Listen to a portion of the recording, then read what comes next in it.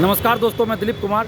दोस्तों, आज सुबह से एक लेटर वायरल हो रहा है जिसमें 17वीं बीपीएससी पीटी परीक्षा में अलग अलग सेट में क्वेश्चन रहने की बात कही गई है।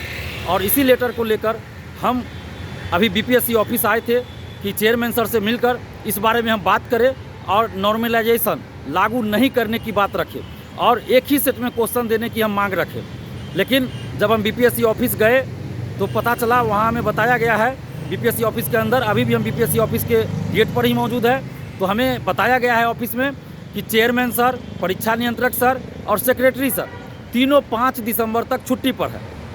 यानी कि ये जो महत्वपूर्ण पद पर हैं, चेयरमैन सर, परीक्षा नियंत्रक सर और सेक्रेटरी सर, सचिव सर, ये तीनों 5 दिसंबर तक छुट्टी पर है।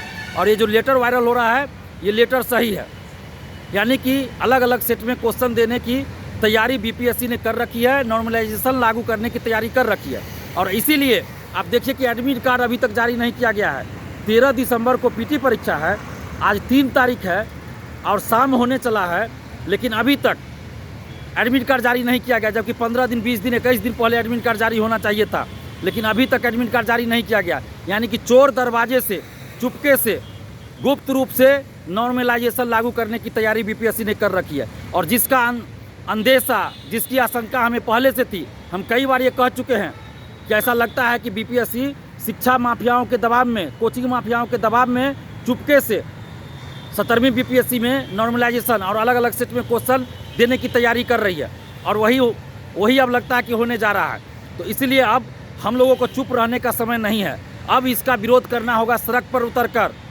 सुबह से हमारे पास हज़ारों फ़ोन आ चुका है, हम बहुत फ़ोन रिसीव किए, बहुत नहीं रिसीव कर पाए, क्योंकि हम बहुत देर से बीपीएससी ऑफिस के पास हैं ताकि हम चेयरमैन सर से मिल सके। हमें इंतज़ार कर रहे थे कि चेयरमैन सर आएंगे तो मिलेंगे, लेकिन जब ऑफिस में गए हम बाहर ही इंतज़ार कर रहे थे कि उनकी गाड़ी जाएगी तब हम अंदर जाएंगे। लेकिन बाद में पता चला, जब बहुत देर हो गया, हम देखे नहीं कोई आ रहे हैं, तो अंदर जाके पता किए तो पता चला कि छुट्टी पर है। तो अब चुप रहने का समय नहीं है।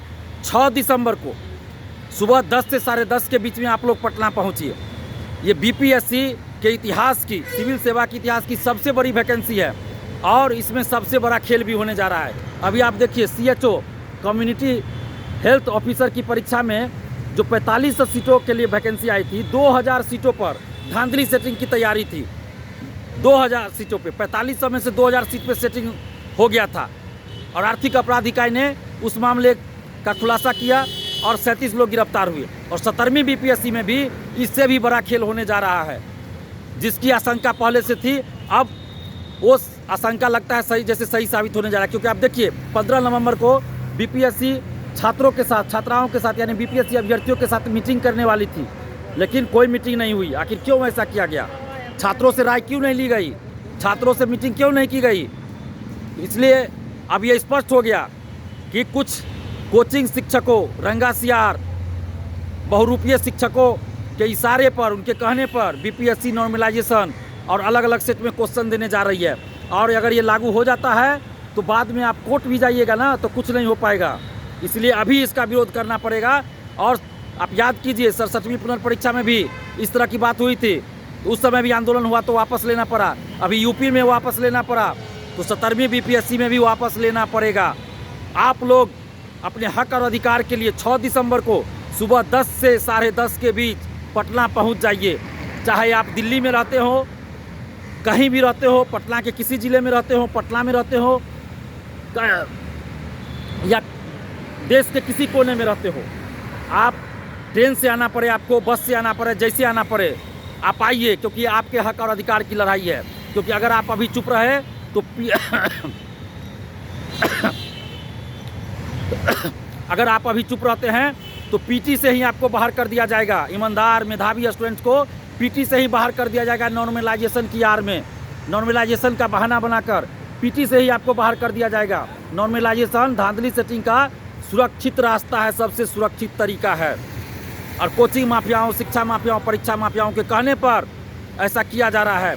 इसलिए आप समस्त अभ्यर्थियों से, आप समस्त छात्र छात्राओं से हम अपील कर रहे हैं कि आप 6 दिसंबर को सुबह 10 से 10:30 के बीच पटना आइए। पटना में बीपीएससी मार्च हम लोग निकालेंगे और कहाँ पे आंदोलन होगा ये कल हम बता देंगे। अभी जगह तय कर रहे हैं सब कुछ देखकर कि कहाँ पे करना सबसे ज़्यादा उचित होगा आंदोलन। और सरकार पे भी दबाव बनाना है। सरकार से भी हम मांग कर रहे हैं, बीपीएससी मनमानी कर रही है। नीतीश कुमार जी से मांग कर रहे हैं कि बीपीएससी पे कार्रवाई करे कि इनके अधिकारी क्यों इस तरह की मनमानी कर रहे हैं। जब एक बार नीतीश कुमार जी ने 2022 में नॉर्मलाइजेशन परसेंटाइल को वापस करवा दिया, तो फिर से 2 साल के बाद क्यों नॉर्मलाइजेशन और परसेंटाइल और अलग अलग सेट में क्वेश्चन की बात की जा रही है। ये सिर्फ और सिर्फ धांधली सेटिंग का तरीका है, ईमानदार मेधावी लोगों को बाहर करने का तरीका। इसलिए आप जितने भी अभ्यर्थी हैं, छात्र छात्रा हैं, आप सभी 6 दिसंबर को पटना पहुंचिए। पटना में कहाँ पे आना है, शांतिपूर्वक हम लोगों को अपनी बातों को रखना है मीडिया के माध्यम से, और बीपीएससी चेयरमैन सर से मिलकर अपनी बातों को, अपनी मांगों को रखना है।